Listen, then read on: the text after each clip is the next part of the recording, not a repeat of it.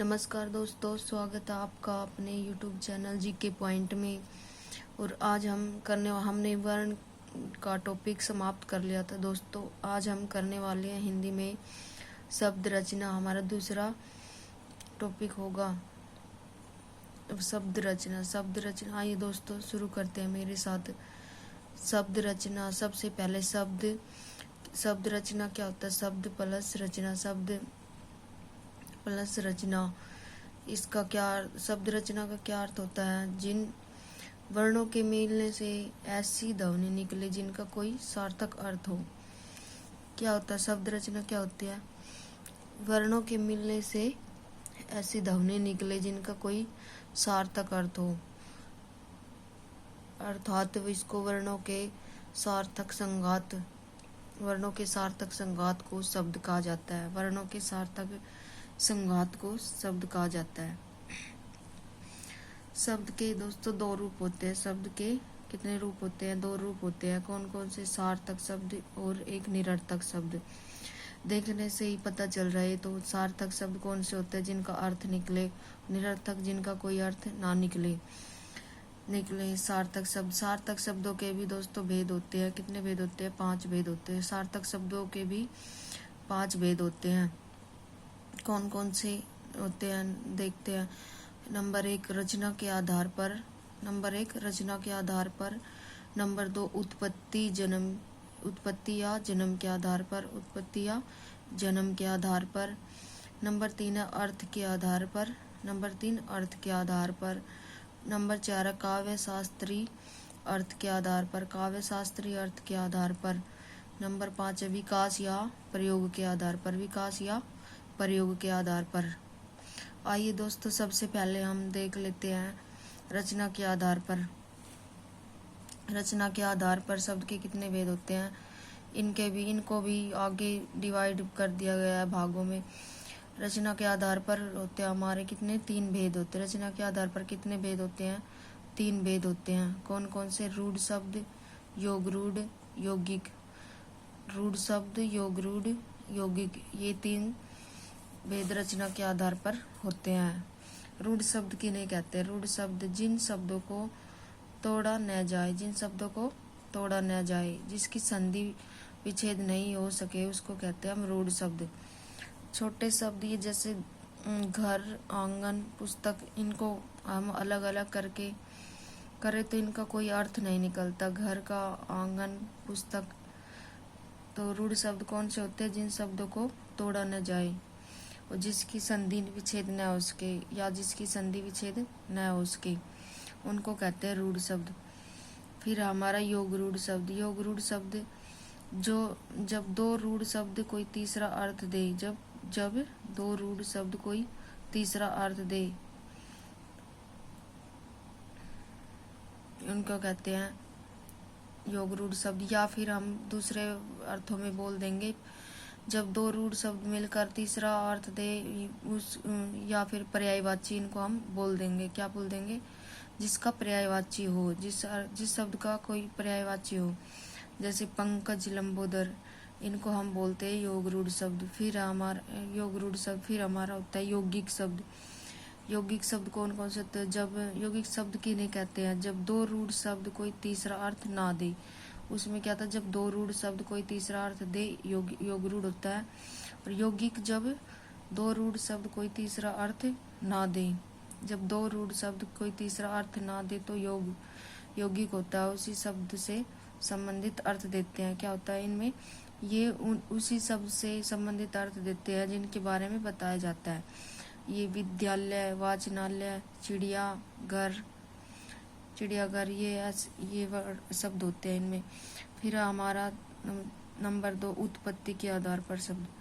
फिर क्या? उत्पत्ति के आधार पर शब्द कितने भेद है? शब्दों के 5 भेद होते हैं। कितने होते हैं? 5। परंतु दोस्तों हम इनमें से 4 ही पढ़ते हैं। संकर शब्द को इनमें से नहीं पढ़ा जाता। 5 कौन कौन से होते हैं? नंबर 1 है तत्सम शब्द। कौन सा? तत्सम। नंबर 2 तद्भव।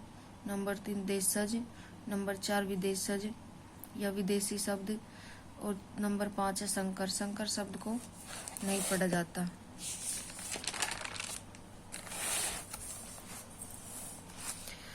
आइए हम इनकी परिभाषा देखते हैं दोस्तों। तत्सम शब्द सबसे पहले कौन सा? नंबर 1 तत्सम शब्द। तत्सम शब्द किसे कहते हैं? तत्सम शब्द दो शब्दों से मिलकर बना है। तत्सम शब्द दो शब्दों से मिलकर बना है। तत् प्लस तत् धम, तत् धन प्लस सम, तत् प्लस सम या तत् धन सम, संस्कृत के सम्मान। क्या बोलते हैं? तत्सम का अर्थ होता है संस्कृत के सम्मान। जो शब्द संस्कृत के समान हो, जो संस्कृत से निकले हो, उनको हम कहते हैं तत्सम। जो शब्द संस्कृत से निकले हो उन्हें हम तत्सम कहते हैं। जैसे माता पिता, ये सब हमारे तत्सम में होते हैं। फिर हमारा नंबर 2 पे तद्भव। तद्भव शब्द तद्भव को क्या बोलते हैं? बिगड़ा हुआ रूप। तद्भव जो सब संस्कृत से निकलकर अपना रूप बदल लेता है। तद्भव जो संस्कृत से निकलकर अपना रूप बदल लेता है, उनको हम क्या बोलते हैं? तद्भव बोलते हैं। तद्भव में हमारा क्या क्या होते हैं? तद्भव में सिर, पैर, कान, इसको हम कान को कर्ण बोलते हैं संस्कृत में। फिर हमारा तीसरा हमारा देशज शब्द। देशज शब्द कौन सा? देश प्लस जय। देश प्लस जय मतलब देशज शब्द वे सब जो गांव से जन्मे या फिर गांव से जो जन्मे पैदा होने वाला अर्थ देता हो। अर्थात हिंदी के जो शब्द संस्कृत से निकलकर बदलते बदलते गांव की सीमा में सिमट गए हो। कौन से होते हैं? जो शब्द संस्कृत से निकलकर बदलते बदलते गांव की सीमा में सिमट गए हो। अर्थात हिंदी के जो शब्द गांव से पैदा होकर गांव तक सीमित रहे, जो गांव से पैदा होकर गांव तक सीमित रहे, जैसे लोटा, मेहरारू, ये शब्द होते हैं हमारे देशज शब्द। फिर विदेशज दोस्तों। विदेशज कौन से होते हैं? विदेशज किसे कहते हैं? हिंदी में प्रयोग होने वाले वे शब्द जो विदेशी भाषाओं से आकर हिंदी में प्रयोग होने लगे। कौन से होते हैं? जो हिंदी में प्रयोग होने वाले वे शब्द जो विदेश से आकर, विदेशी भाषाओं से आकर हिंदी में बोले जाने लगे। जैसे बल्ब, कुर्सी, लैंप, ये इंग्लिश के शब्द है, विदेशी शब्द है दोस्तों ये लैंप। फिर हमारा संकर शब्द को पढ़ लेते हैं। इनको एक बार संकर शब्द इसको शामिल नहीं किया जाता। देशी विदेशी शब्द मिलकर क्या बनाते हैं? संकर शब्द बनाते हैं। फिर हमारा अर्थ के आधार पर हमने दो के आधार पर पढ़ लिया दोस्तों। पहला था हमारा किन के आधार पर? रचना के आधार पर, रचना के आधार पर, उत्पत्ति के आधार पर। अब हमारा है तीसरा अर्थ के आधार पर। अर्थ के आधार पर शब्द के कितने भेद होते हैं? 4 भेद होते हैं। अर्थ के आधार पर कितने भेद होते हैं? 4 भेद होते हैं। कौन कौन से? नंबर 1 पर्यायवाची, नंबर 2 विलोम शब्द, नंबर 3 समोच्चारित, नंबर 4 अनेकार्थी। पर्यायवाची शब्द किन्हें कहते हैं? जिसके अलग अलग नाम हो, जिन शब्दों के अलग अलग नाम हो। विलोम शब्द उल्टे शब्दों को बोलते हैं, विपरीत शब्द को। समोच्चारित बोलते हैं जिनका उच्चारण एक जैसा हो। समोच्चारित जिनका उच्चारण एक जैसा हो। फिर है अनेकार्थी शब्द। अनेकार्थी शब्द जिसका एक ही शब्द के अनेक अर्थ हो, जिनके एक ही शब्द के अनेक अर्थ है, उनको बोलते हैं अनेकार्थी शब्द। फिर है हमारा दोस्तों नंबर 4 पे काव्य शास्त्रीय अर्थ के आधार पर शब्द के भेद कितने हैं? काव्य शास्त्रीय अर्थ के आधार पर शब्द के भेद कितने हैं? 3 भेद हैं। कौन कौन से? शब्द का अभिधा रूप। नंबर 1 शब्द का अभिधा रूप। अभिधा किसे कहते हैं? सीधा। अभिधा का अर्थ है सीधा। जब कोई सीधा सीधा बोले, सीधा अर्थ दे, उसको कहते हैं अभिधा रूप। फिर नंबर 2 पे शब्द का लक्षणारूप। शब्द का लक्षणारूप। लक्षणा का मतलब होता है इसमें यहाँ पे तुलना। जब किसी से तुलना कर दे, जैसे 2 नामों की तुलना कर दे, राम श्याम से सुंदर दिखता है, ऐसे 2 शब्दों की दो अर्थ की शब्द दोनों की तुलना करना मतलब। फिर हमारा तीसरे नंबर पर शब्द का व्यंजना रूप। कौन सा? व्यंजना रूप।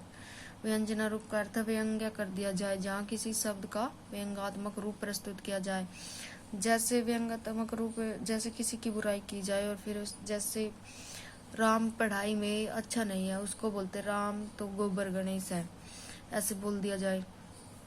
फिर हमारा नंबर 5 है दोस्तों हमारा प्रयोग या विकार के आधार पर। किसके आधार पर? प्रयोग या विकार के आधार पर। इनमें कितने भेद है? शब्द के 2 भेद है। कौन कौन से? विकारी, विकारी, अविकारी, विकारी, सविकारी। विकारी को क्या बोलते हैं? और सविकारी शब्द। नंबर 1 है विकारी को देख लेते हैं। विकारी सविकारी शब्द। विकारी का अर्थ होता है विकृत करना या बदल देना। विकारी का अर्थ क्या होता है? विकृत कर देना या बदल देना। अर्थात जो शब्द प्रयोग के आधार पर अपना अर्थ बदल देते हैं। अर्थात जो शब्द प्रयोग के आधार पर अपना अर्थ बदल देते हैं, जैसे माता पिता, भाई बहन।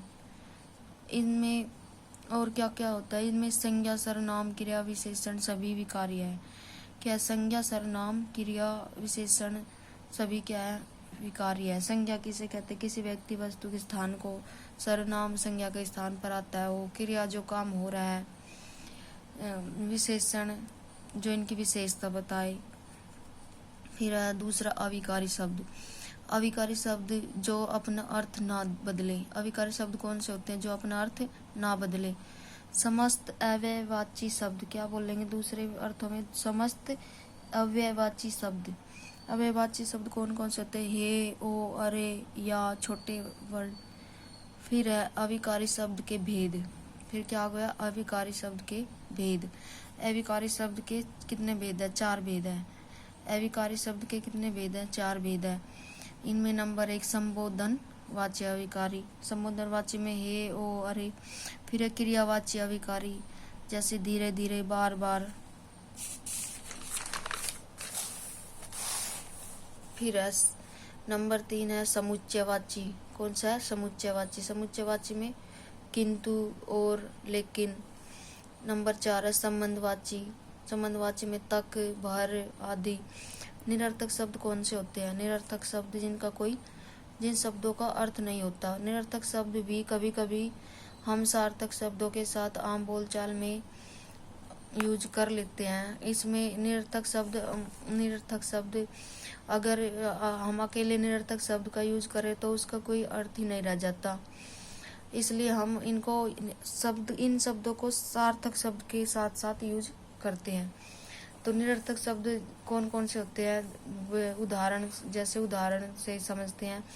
जैसे हम रोटी बोलते हैं, रोटी कई बार हम बोल देते हैं रोटी, बोटी। ये बोटी क्या होता है? ये बोटी निरर्थक शब्द है और रोटी सार्थक शब्द है। जैसे पानी, वानी, ऐसे शब्द क्या होते हैं? निरर्थक शब्द होते हैं। धन्यवाद दोस्तों, आज के लिए इतना ही। आज हमने अपना शब्द रचना का टॉपिक पूरा कर लिया है। थैंक यू दोस्तों। वीडियो पसंद आए तो धन्यवाद।